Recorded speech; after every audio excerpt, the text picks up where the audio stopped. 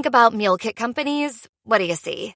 Probably long, complicated recipes and subscriptions you can't escape. But with the new Blue Apron, we're doing meal delivery differently. No subscription needed. Faster, easier meals. And the same dedication to quality we've always had. Shop 100+ meals at blueapron.com. Get 50% off your first 2 orders with code APRON50. Terms and conditions apply. Visit blueapron.com/terms for more.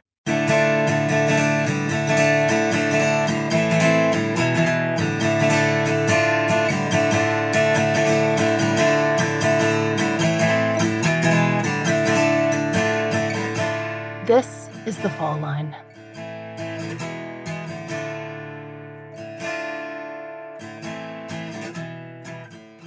This year, we're expanding The Fall Line's coverage to include several long-form interviews with people who work to solve crime, whether it's through genealogy, law enforcement, forensic anthropology, or even statistics.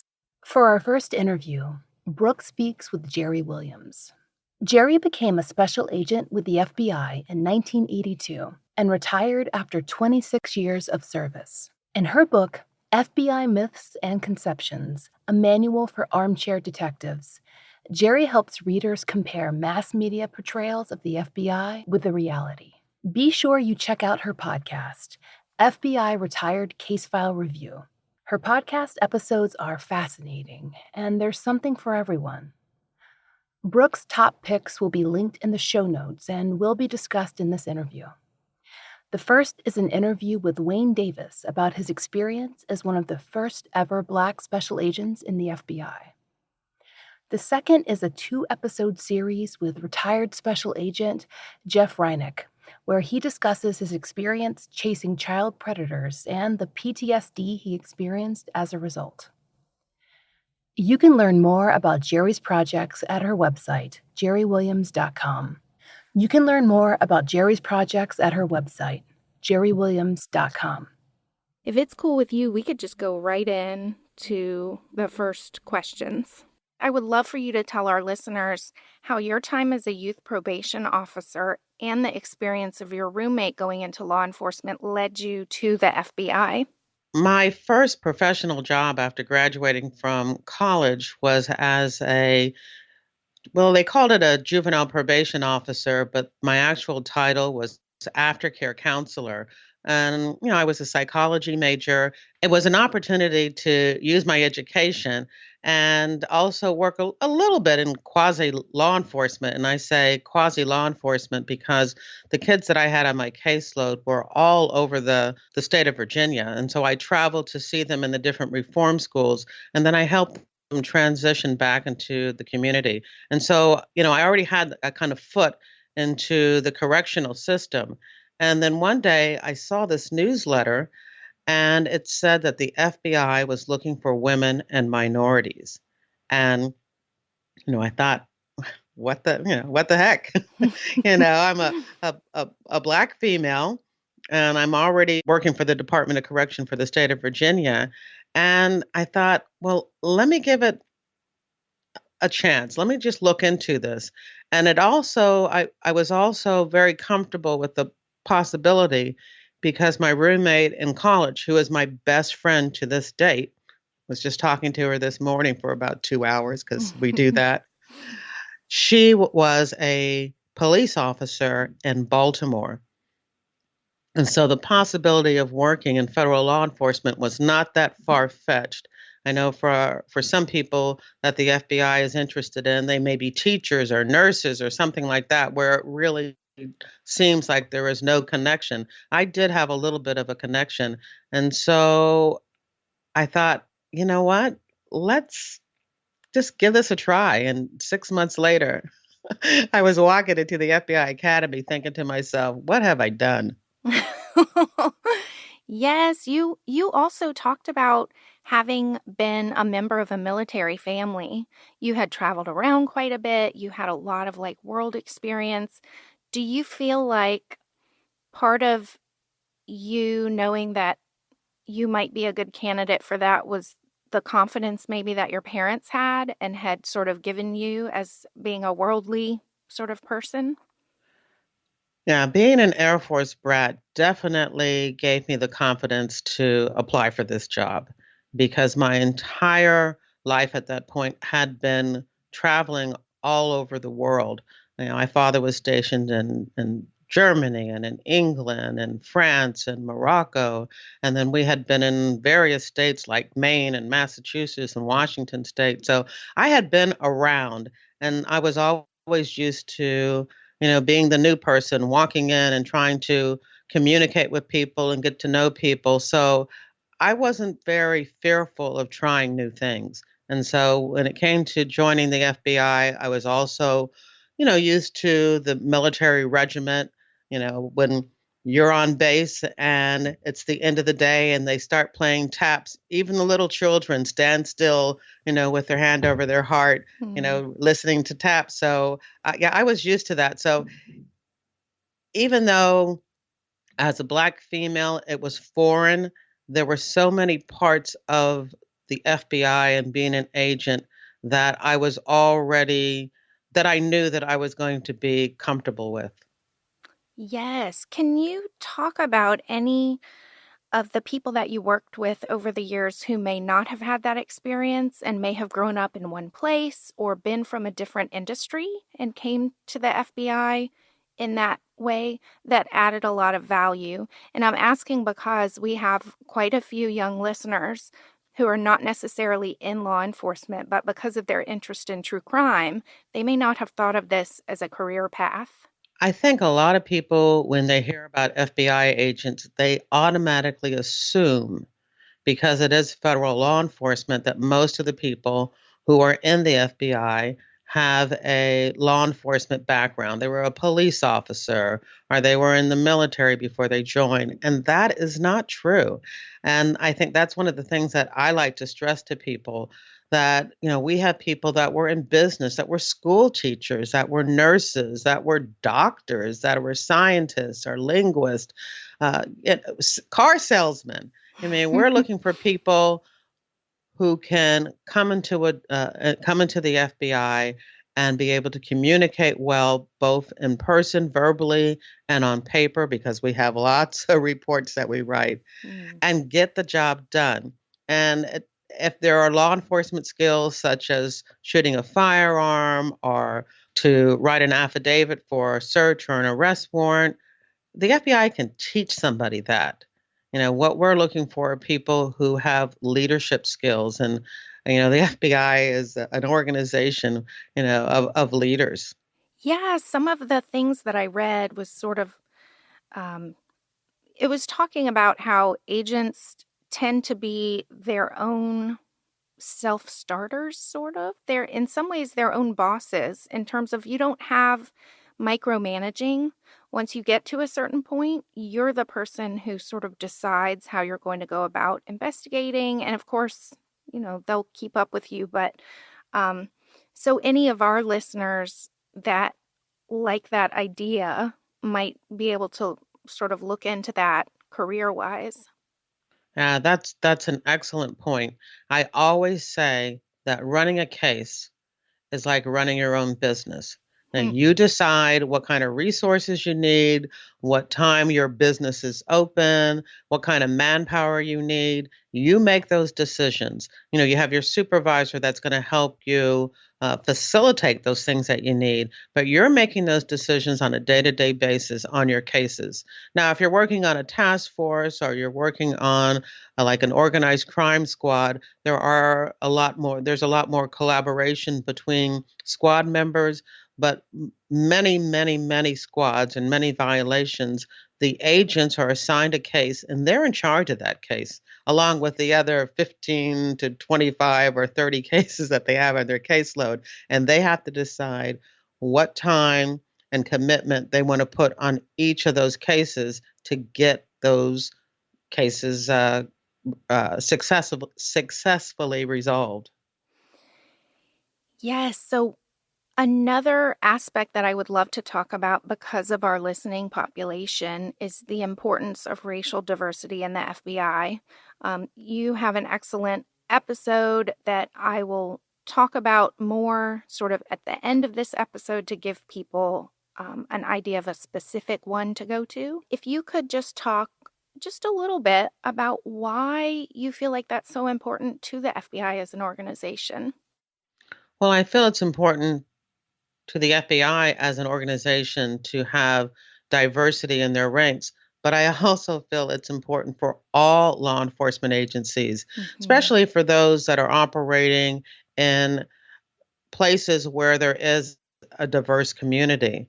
I mean, you have to reflect the community for which you serve. It's important. And when you don't, that's when you have all of the, racial unrest and complaints from the community because they don't know for sure that you see them and that you recognize their needs and what's important to them. And so having a diverse working employment population is so very important.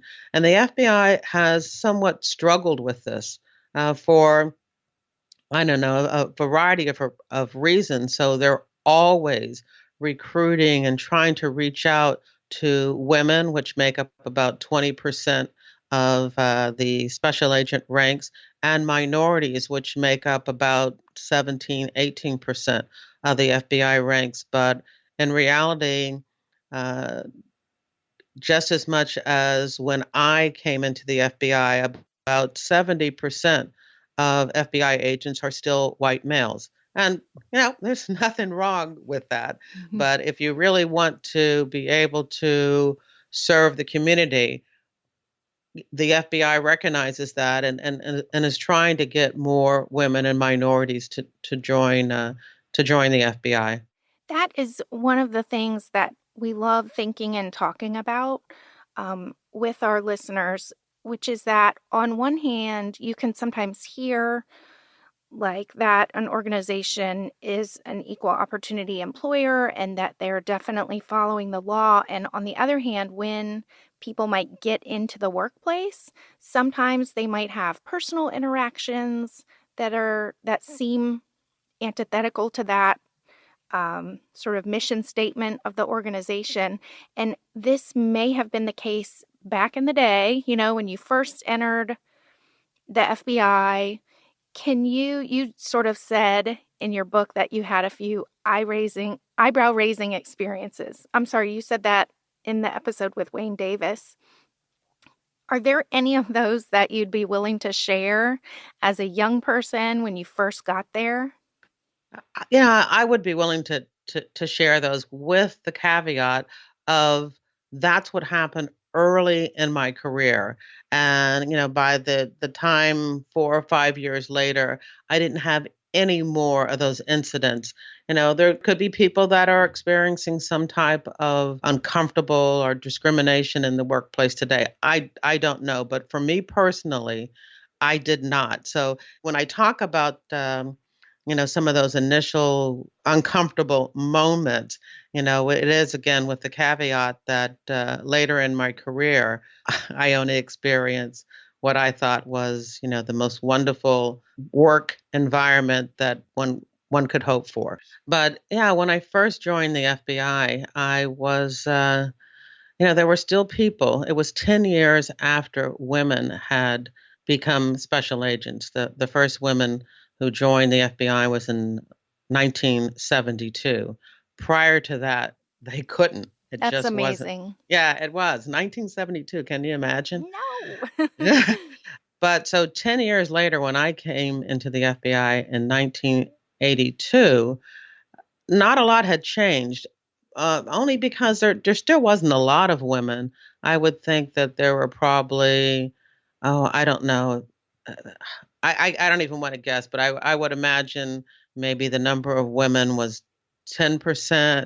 Mm. Um, I know the number of Black women was less than 0.5%. And Wow. so there were many offices that had not experienced working with female agents and definitely not working with minority agents and minority female agents. And my first office was Sacramento, and I still love the people there, and still have friends who I met through that office. But there were people there that just were not used to minority agents and minority females. And, I came to the office at a time where I was the only minority agent, only minority employee in the office. Whoa. There was a black male who worked as a clerk on the night shift, but he wasn't there during the day. So the example that I give to people when I talk about being uncomfortable was there was a columnist named Harvey. Oh no, just went out of my mind. I just had a senior moment. Um, and everybody's going to be shouting who's listening to this, but I can't think of his last name right now. But he was a very famous columnist, and he wrote a column about how the FBI was lowering their standards in order to have more minorities in the FBI.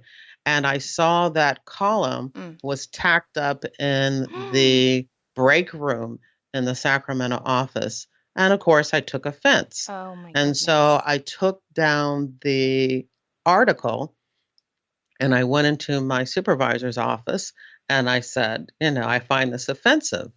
Mhm. And, his first answer was, well, I didn't put it up, which is like, oh, okay.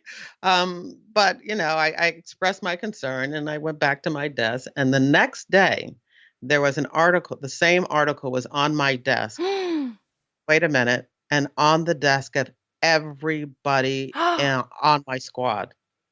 So now I was really angry, and I'm a brand new agent. I'm 20. By that time, I came in when I was 25, so I was 26 years old. Oh my gosh, 26. But I wasn't going to put up with that.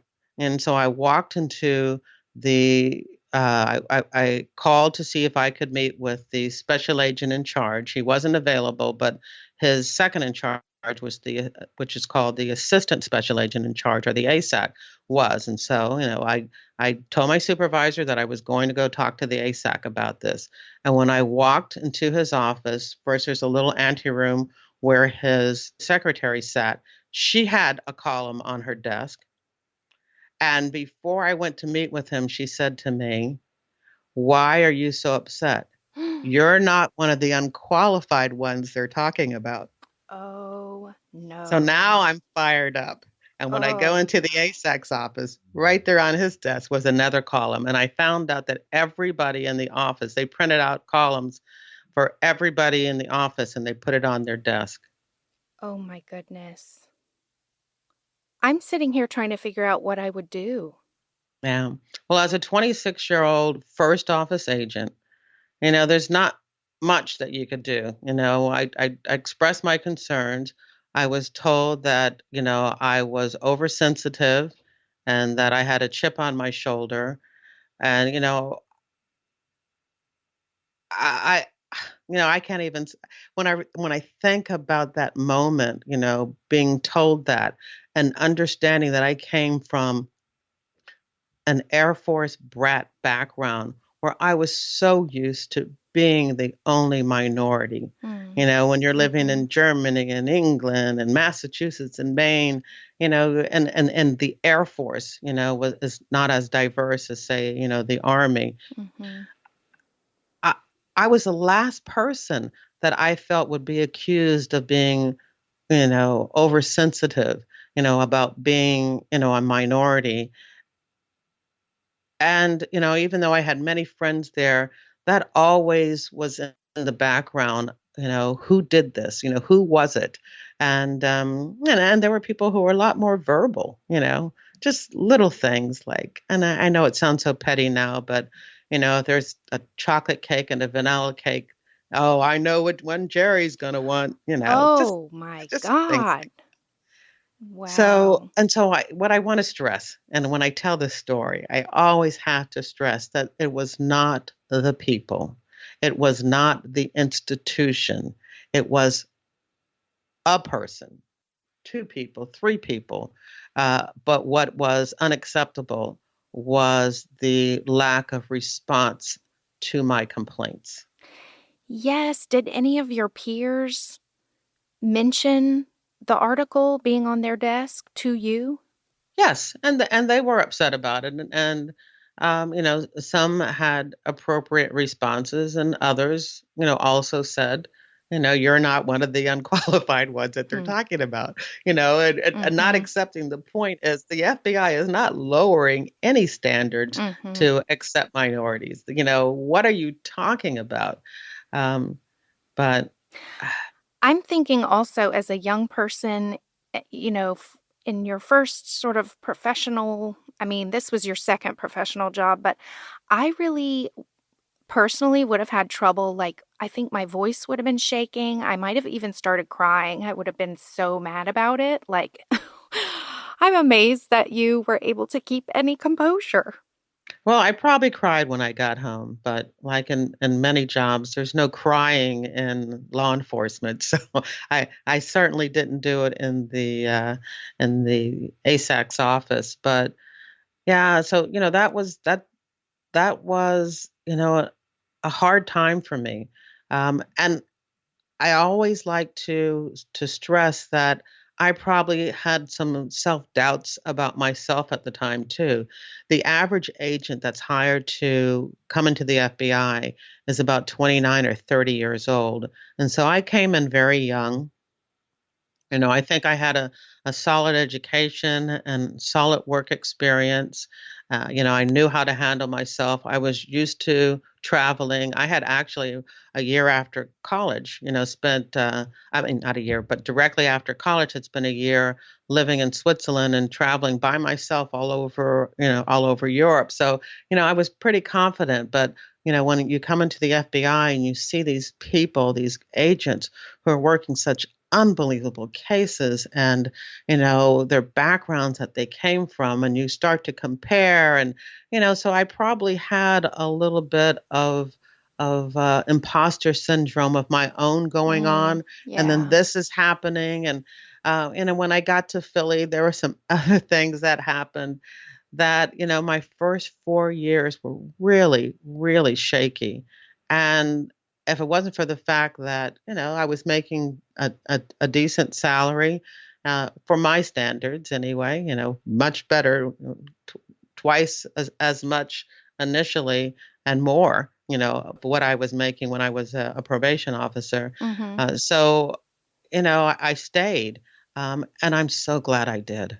I am so glad I did, because as I became even more confident, as I began, I guess, earning my street creds as an agent and developing cases and making an arrest and doing searches, not only would I not put up with that, immediately could stop it, when somebody even, considered saying anything inappropriate to me, but no one would no one was even thinking of doing it. And by the end of my career, I can definitely say that I was a mentor to everyone on my squad. And I had guys coming to me and asking me how to do things and for my assistance and my thoughts. And so that's what I had to stress. Not the story itself. No one needs to feel sorry for me. It happened. I grew from it.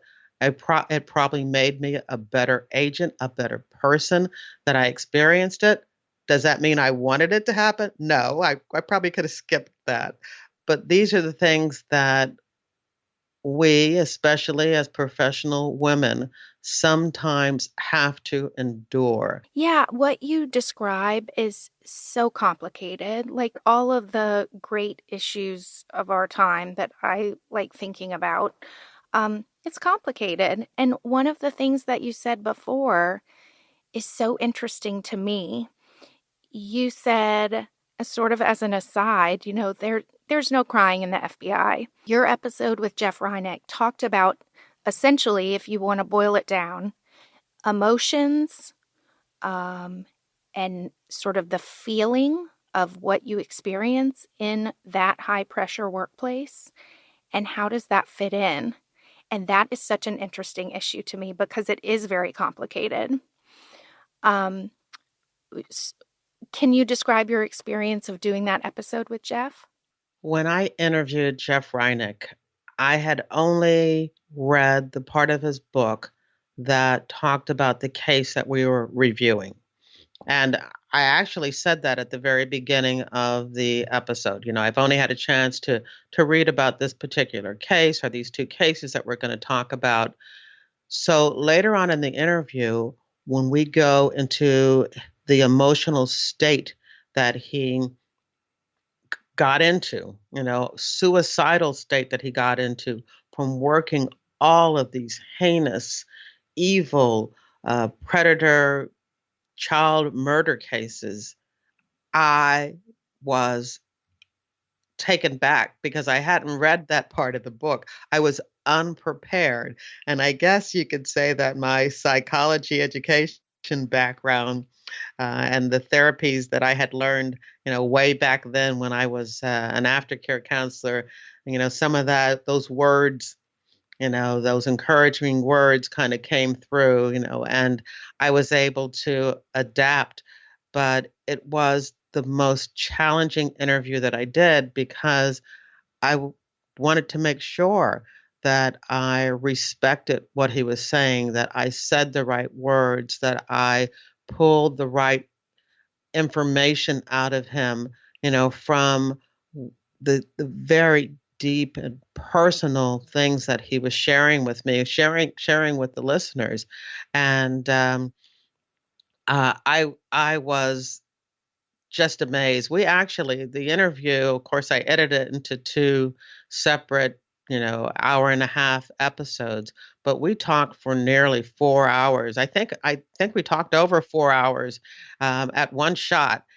And at one point, yeah, at one point of the episode, he's telling me about how he did not go to a counselor, that he didn't tell his supervisors, how bad he was emotionally, how suicidal he was, but he did share it with his wife. And I say to him, well, isn't that, a lot of responsibility for your wife? Don't you feel that, just sharing it with her, how did that work out? And he said to me, well, why don't you ask her? Yeah, she She's was sitting. right there. Yes. That was awesome. Yes, it was. And so now I'm interviewing his wife. And oh, I always like to say there are many interviews. There was another one that I did with an agent about the poly class kidnapping, where the agent also breaks down and cries during the interview. So that was one of the very first ones where I was understanding what I was doing, as a podcaster, interviewing retired agents. I wasn't just sharing stories about FBI cases, but I was sharing stories about FBI agents and their lives and the emotional toll that working, some of these cases can take on themselves and their families. And, it became a mission. I mean, it's a mission to really show the public who the FBI is and what the FBI does. And Jeff just poured his heart out, not just in the podcast episode. Of course, he has a book, and The Name of the Children is the name of the book. And he really just shares for every single case that he worked that had to do with a child murder or a child abduction. He shares not only what was happening at work, but how he was experiencing it at home. And again, I've talked to many agents who were transparent and honest in, in telling their cases, to talk about that, the nightmares at night, or, how they ignored their families and almost, ended up with a divorce or were divorced because of their dedication to their FBI investigations. Luckily my marriage survived, but I can tell you that there were many times that, when I look back, it's like, what, just working, late hours and coming home and, going to sleep and taking a shower and going back to work the next day, and, just, leaving a lot of the responsibility to my husband. And this is usually during a trial, but, I wanted to get to work. I wanted to work on the case. I wanted to be with my coworkers. And, it's almost addictive sometimes when you want to be successful at what you do. Yes, you talked at one point about, you had worked major economic fraud investigations. but you talked about having a real interest in investigating corrupt corporate and public officials. Can you talk about how it really hooks you in, an interest, and how you get wrapped up in that? And I would love to know about your personal interest in sort of the corruption angle. Well, during my time working on an economic crime squad, I did get to do corruption with corporate officials. That's exactly what I did. So it was fraud and corruption in the business area. It was white collar crime. The Mm-hmm. distinction between what I did and a public corruption squad is that the targets or the subjects in a public corruption squad are all officials, are all public officials, whether they be, a councilman or a mayor or a senator or just an employee of a city or municipality or, a congressman or a senator. Mm-hmm. And I always wanted to work that because I'm ambitious. Everybody in the FBI is ambitious. And the truth is that public corruption is the number one criminal program in the FBI. And so people working on that squad, they're rock stars. And if on the white collar crime side, and so why wouldn't somebody who is ambitious want to go to the next level and work on that squad? And I can tell you when I hate to, one of the things that you do in the FBI is you don't air dirty laundry and you don't embarrass the bureau. So, but here I am telling you another negative story. But so I wanted to go to the public corruption squad, and I went to my supervisor and expressed myself that I wanted to go to the other squad, and he said, "Well, just go over there and talk to the supervisor." And the supervisor, was known not to like women agents. Hmm. It was just known. Mm-hmm. Again, this is early in the career. This is probably in the early 90s. And, I called and asked if I could meet with him, and I went over and expressed my desire to work, on his squad. And, by the time I left out of there, I knew I had a snowball's chance in hell that I was getting on that squad because, he'd said something that it was a very serious squad and they only needed the most experienced people and blah, blah, blah. And like the next week, some new agent straight out of Quantico got on the squad. So it was like, Oh, forget wow. it. That's not happening. Hmm. But those are just kind of things that you it's you kind of dealt with. It's a very competitive atmosphere. It's a very, and I know this is going to sound like a strange word to say right after I say competitive, but it's a very family atmosphere. But in your families, there are people that are looking out for you, and there are people that are not necessarily looking out for you. So I think you can have both. And after a while, I just enjoyed and absolutely flourished in what I was doing. And now I just write about it. So I'm writing crime novels, and my crime novels have to do a lot with public corruption, and so I'm still getting to play it out. And the way my novels work out, my alter ego is always successful. Yes. I've always I have three words. I believe in, someone taught me this, to always have three words that you feel about yourself and that you live your life through. And my three words are that I want to be productive, I want to be encouraging, and I want to be fun. Wow. I Yeah. love that 3-word idea. Yes. And Wow. so That's great. everything I do, am I Productive, being productive? Am I being encouraging? encouraging. And Mhm. am I being fun? That's incredible. Or having fun? Yes, I hope so. Yes. So I want to switch topics now just for fun. This should be fun, hopefully. I want to know, what are the most surprising things that you learned over the course of your career about con men Ooh, or con women? yes. Well, I only had one case with a female subject, but she was just as narcissistic as as the guys. Mhm. But I think the one thing it was that they always wanted to, or they always thought that they were the smartest person in the room, and they spent a lot of time wanting to convince you that that was true. And so if you were a very confident person and, confident, if there were 4 words that I could have to describe myself, I would add confidence to that, Mhm. those 3 words. I had one guy that just, was trying to flatter me, tell me I look like, Gladys Knight, which I do not look anything like Gladys Knight, but, It was oh god. I would think that's the biggest thing, and that's why I enjoyed it so much because when you're working white collar crime, when you're working a fraud or a scam, and with a con man, advance fee schemes and Ponzi schemes, those are the things that I did.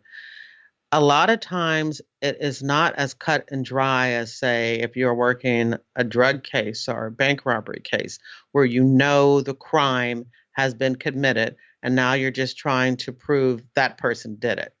In a white collar crime, it's a little bit more complicated because sometimes you have something and you have to be able to figure out whether or not what you have is a crime, or Interesting. is it just a business disagreement? Hmm. And so, working those cases, not only do you have to figure out whether or not you have a crime or not, and then a lot of times you have to convince not just the subject who you're going after, who thinks, hey, I didn't do anything wrong, but sometimes you even have to convince your victims, yeah, this was a crime. You've been scammed, you know. Yes, this sounds extremely relevant politically at this time. Yes, yes, Mhm. looking at the criminal elements, what is and what is not a crime. Mhm. And it's important that we do that type of work because, there's a line. And when somebody crosses over that line, you know, they you have to act, or else that line gets pushed back further and further and further. And so there has to be, um, you know, justice, you know.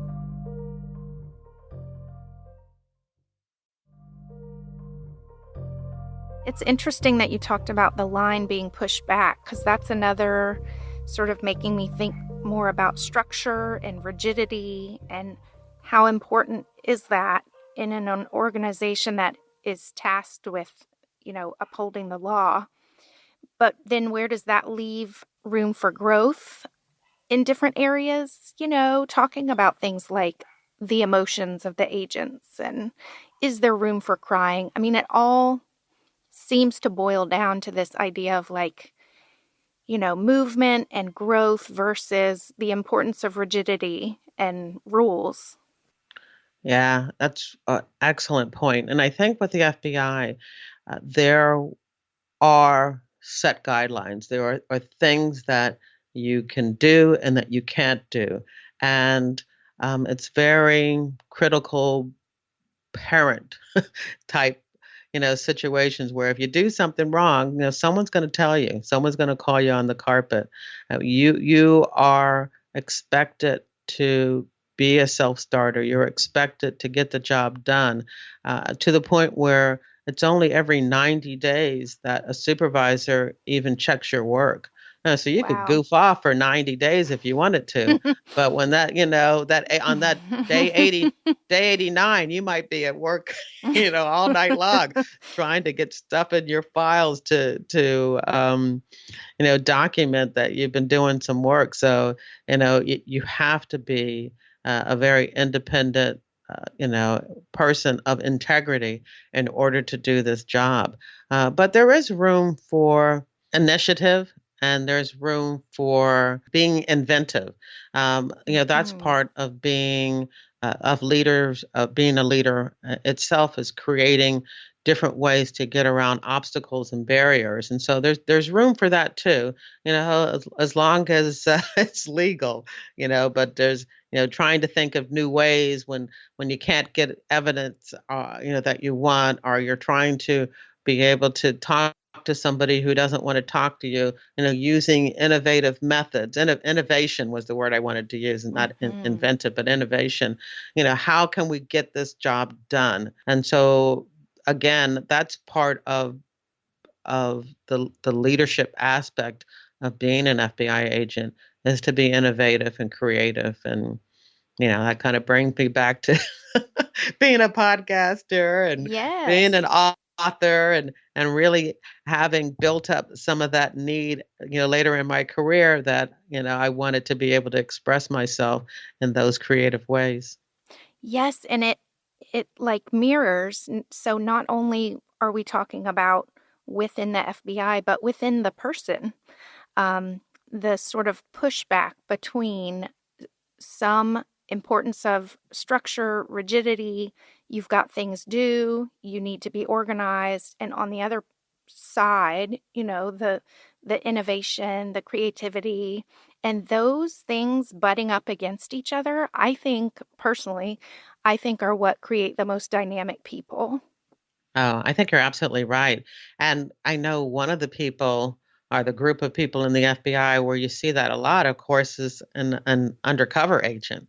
And so I've had an opportunity, to speak to a number of undercover agents, because they definitely have to be quick on their feet and be innovative, but there are rules. And I think, and we haven't really talked about this a lot, but one of the things that I really enjoy getting out to the public is to debunk some of those cliches and misconceptions. And I think there's lots of misconceptions and myths about undercover agents being able, these wild people that are just doing things. And no, they have strict guidelines too. There's an attorney, a prosecutor, at the office, who are asking that they accomplish and that they be able to document certain elements of the crime, so that they can use that for arrest warrants and the search warrants. And so, they've got rules and things that they've got to follow too. But at the same time, using their mind and their quick senses to develop a strategy for accomplishing all of that. I find that so fascinating from a mental health perspective. But you're right. The effects that, those type of relationships with bad guys, pretending that they're, your pals and your friends, can feel real at times. And I've done interviews with undercover agents who talk about that all the time. Yes, that feeling of, is this a legitimate betrayal? Yes. Yes, it's so interesting. And that also brings me back to your interview with Jeff, when he talked about the subject he was interviewing saying, I will confess to these crimes I've done, but I want you to allow me access to child abuse materials. Oh, yes. And he had to ask the office, and they really had to consider, what are we going to do here? And the answer, the listeners now, I'll tell you, if you're interested, you should absolutely listen to those episodes. They're fascinating. But what came down was, no, even if we're going to be able to get a confession, we can't break the law in order to do that. Yeah, and doesn't that make you feel good about the FBI? Doesn't that make you feel confident in the integrity of our justice system, that they're not willing to break the law in order to bring somebody down? Yes. Yeah, I was, when I do these interviews, and I'm sure you're the same way. Sometimes you don't know what people are going to say, and you're just as enthralled in the conversation as your listeners are. And because many times I don't know the inside details of a case, I'm as, like I have my eyes open and my mouth wide, like what's going to happen, the suspense of it all. And that was one of those times where I was like, yeah, that makes sense. because Yes. I was thinking he was going to say yes. So we showed him some child pornography and then he confessed. Mm-hmm. And after he said no, they didn't, I was like, yeah, that Yeah. that was the right answer. Mm-hmm. Mm-hmm. And he got the confession anyway. Yes, he did. Mm-hmm. Yes, he did. And I think one of the other things that he talks about there that is really eye-opening is that when you're doing the interview, and not just with a pedophile, or a child, predator, but with every single interview that an agent does, is to develop that rapport to make your subject comfortable in talking with you. And in almost every situation, that is done by showing them respect and by letting them know they're in a place where, hey, I'm not going to judge you. You know, if you did this, then let's just talk about it. I'm here to accept your information, your confession, but I'm not going to judge you. And on TV shows and movies and in books, they show that very adversarial relationship between an interviewer and the subject. It's interrogation and they're pointing and they're threatening. And that is not the way it works in real life. It's like, can you explain to me, how this could have happened? I know you're saying that you didn't do this murder, but was there anything that happened, that was said, that was done, that could have caused you to break and do this? And of course, somebody on the outside would be like, "What? You're sympathizing with this terrible, evil person?" But it's something that you have to do as an investigator in order to build that rapport, to get them to talk to you. You don't have to like them. You don't have to agree with what they've done, but you do have to give them a place of empathy and respect in order for you to accomplish your goal, and that is for them to tell you what happened.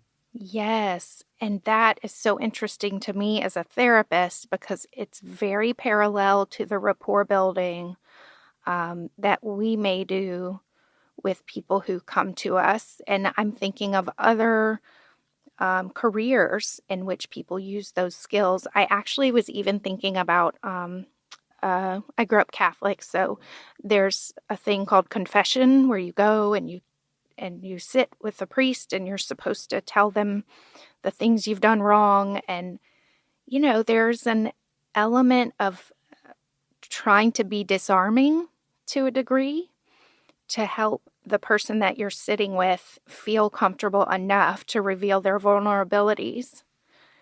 Yeah, it's really the same methods that are used, in law enforcement, especially federal law enforcement. I can only speak for federal law enforcement, but definitely, being open to hearing what that person has to say is the most important step in getting a confession, getting someone to share with you what it is that they've done. Yes, and it's a real skill, and you have to practice it, and it develops over time. So I'm sure the seasoned agents are, really valued for their ability to sit with people and get a confession. Oh, definitely. I mean, I think they learn. I know there's a couple of interviews where I've talked to a senior agent and he's telling the story about, practicing this and talking to a bad guy and having a new agent with him saying like, can I talk to you outside for a minute? And it's like, what are you doing? You're being so nice to this guy. You want me to go get him a soda? Are you crazy? I can't stand him. And just having to explain to him, just go get him a soda. Mm-hmm. Ask him what kind he wants, make sure it's cold. And when you come back in, see the difference in his behavior. Mm-hmm. See how you're getting him to relax. See how you're getting him to open up. The more you're closed, the more they're closed. And so it's definitely, I hate to use the word game because this is more serious than that, but it definitely is a dance. And another, I have complicated feelings about it because, in truth, if we boil it down, it is manipulation. It's Yes. manipulative, and it can at times be used for a goal that in the end will be beneficial. Um, and I can say that in therapy. I can say that as getting a confession for the FBI. It's complicated. So much of this is complicated, isn't it? Yes, yes. So speaking of, this is a great time for us to talk about our first ever season, The Case of the Millbrook Twins.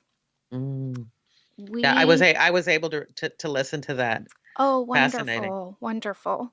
Yes, so I'm not sure if you had this reaction, but as listeners and as a person myself, being involved in speaking with the family, the first thoughts that we have when we see such an injustice take place is like, okay, who's in charge here? Who is a boss on top of these people who are acting like the boss? These people must have a boss. And people's brains automatically, I think, tend to go to the FBI. Let's get the FBI. They can do something. They can bring the hammer down on this local department that didn't do enough. Your book is amazing for dispelling myths and rumors, and I would love for you to sort of explain why that is not an option in the case of the twins. Yes, I think one of the biggest myths that people have about the FBI, they look at them as, the top law enforcement agency, which we are, but it's not like an organizational chart. The FBI, yeah, the FBI has no hierarchical authority over local and state agencies. They're not subordinate to us. Unlike in the movies, the FBI can't just walk into a crime scene and take over.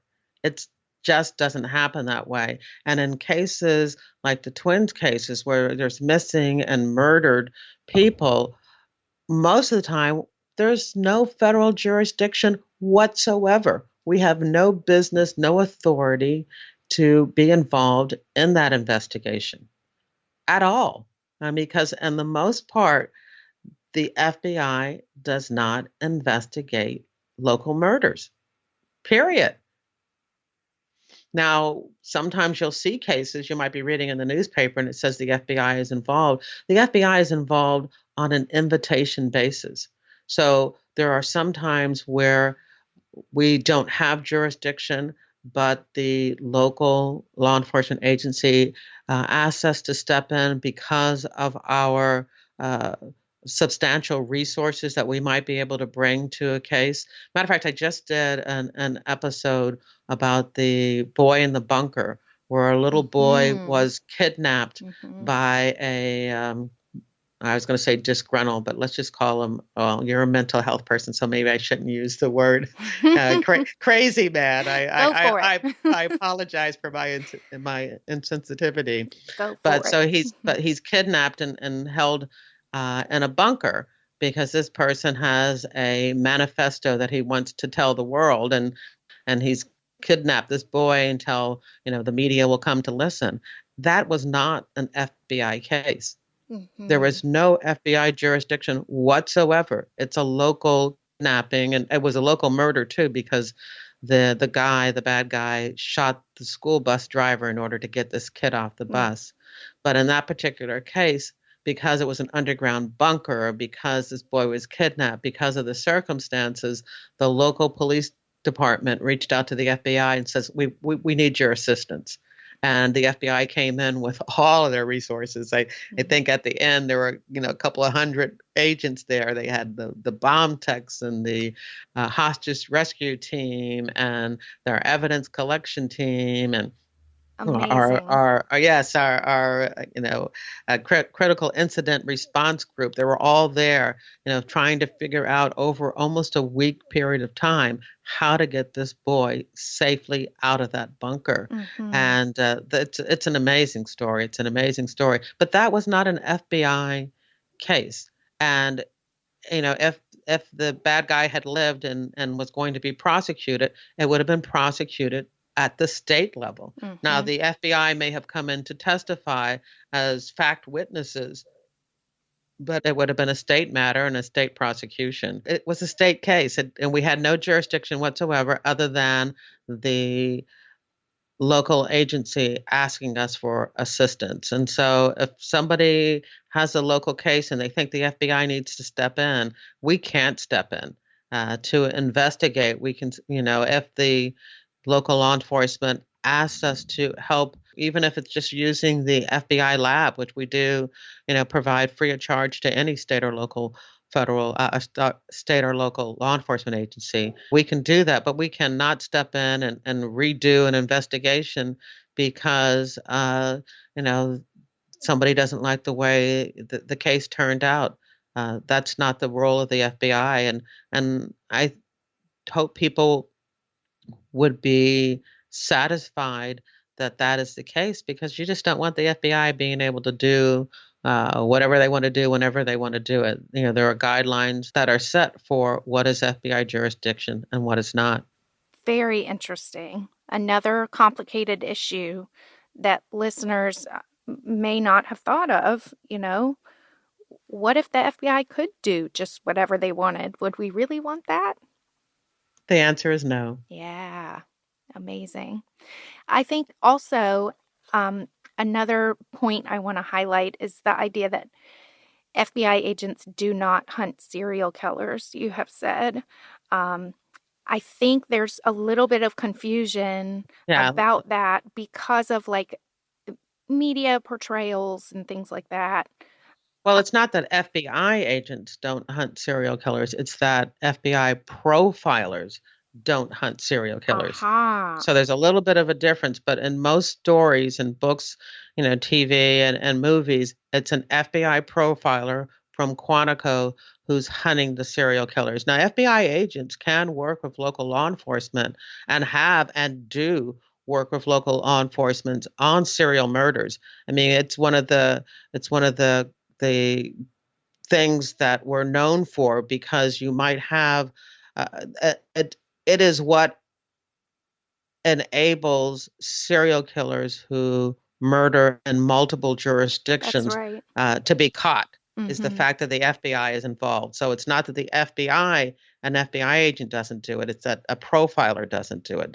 So it's a little bit of a distinction. But FBI agents work with local and state and agencies in order to coordinate, a murder that's similar in this state with a murder that's similar in that state. And have you watched of course, that's sexual assault and rape, but the Netflix series Unbelievable? I haven't. Should we? Oh, yes. Okay. Yes. I'm writing it down. Oh, absolutely. I just did a short review with comments from a friend of mine, an FBI agent who also investigated sexual assaults after she retired. And it's a phenomenal film. It is, if somebody wants to know how an investigation is done well, and done well by two female detectives, it's a great show to watch. Wonderful. But it shows an investigation of sexual assault, a serial rapist, and that's why I brought it up. We were talking about serial killers, but serial rapists. If they want to see how an investigation is conducted with multiple jurisdictions, multiple states at the local level, with the assistance and participation of the FBI, Unbelievable on Netflix is the show to watch. Wonderful. Thank you so much. Yeah, I do remember you sort of saying that the profilers that we as consumers of true crime media may have seen, the profilers are not chasing a serial killer in the woods with a gun. That is correct. Right. They're consultants. So their role is to work on what appears to be an unsolvable case. And so police detectives and investigators from all over the country can request to consult with FBI profilers and provide them their cases, their interviews, and the profiler is going to be consultant.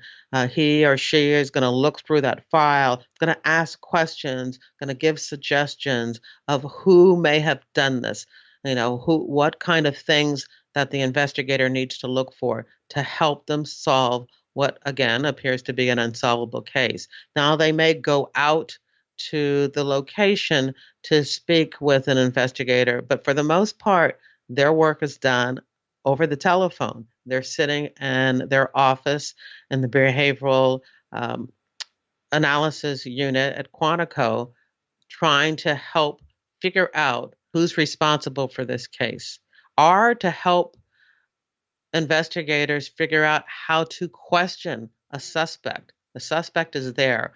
What kind of questions should I ask him? What should I wear? What should I say? How should I act? And those profilers are providing a consultation as to the best way in order to move forward with that investigation, with that interview. Amazing. That's amazing. That is. Yeah, it doesn't belittle or minimize the work that they do. It's very important, but they are not chasing the serial killer down a dark alley or into a dark basement. And that is a cliche and a myth that has been out there forever. There might be FBI agents working hand in hand with local police detectives and investigators doing that work. So the FBI does definitely work on serial killer investigations, but it's not the profilers, it's the agents. Yes, and that also goes back to something we talked about before, which is that people listening might not realize how many varied skill sets and careers come together to make up the FBI as a whole. It's not always someone going around with a gun, wearing a black suit, you know what I mean? Oh, absolutely. Now, I want to make sure people understand that the profilers are agents. They're special agents who've worked in the field, who at some point, it's a very competitive job, applied and were given the appointment of becoming a profiler and working at behavioral science unit. But we have agents who are also, I had mentioned this before, who are bomb techs, who worked as evidence on their evidence response team, who are experts as technical agents, the people who break into buildings and break into homes and install those legally wiretaps. Yes, wow. and electronic surveillance. There are just so many fascinating jobs in the FBI that the agents can have in addition to being investigators. But there's also, so agents make up about 13,500 of the FBI ranks. There's 37,000 employees in the FBI. Wow. So agents aren't even, 50% of the population. I mean, the rest of the people are our professional support staff. Wow. That whether they're a computer specialist or they're a linguist or accounting technicians, and there's so many other positions in the FBI. The FBI agent is the only one that has the law enforcement capabilities who carry a gun, and all agents are responsible for carrying firearms on a daily basis. But there's so many other positions that don't have an age requirement. That people who are interested in joining the FBI can check out. That is awesome. I so appreciate that you joined us today. I mean, I think our listeners are going to be just blown away with how fascinating all of this is. Well, this is an important time for the FBI. We've had cyclical times where the American people are all behind us, and times when they're not. And so it's very important for people to get the truth, to really learn who the FBI is and what the FBI does. And I am absolutely thrilled I had an opportunity to come on the Fall Line to share this with them. So wonderful. Thank you so much. Thanks again to Jerri Williams for joining us today. Our next interview will be with Anthony Redgrave, whose work you've heard about on our show before. through his organization, the Trans Doe Task Force. As a team leader with the DNA Doe Project and through his association with Othram Forensics, Anthony and his team recently identified a doe who died over 100 years ago, the oldest case to be solved via genealogy. We hope you'll join us then. We'd like to thank all the listeners who have taken time to support our sponsors, left us reviews, or supported the show directly on Patreon. We couldn't do it without you. Special thanks go out to Angie Dodd. The Fall Line is created by Laura Norton and Brooke Hargrove and is produced and mastered by Maura Curry. Our research assistants are Haley Gray, Kim Fritz, and Jess Watford. Content advisors are Brandy C. Williams, Vic Kennedy, and Liv Fallon. Our theme music is by RJR.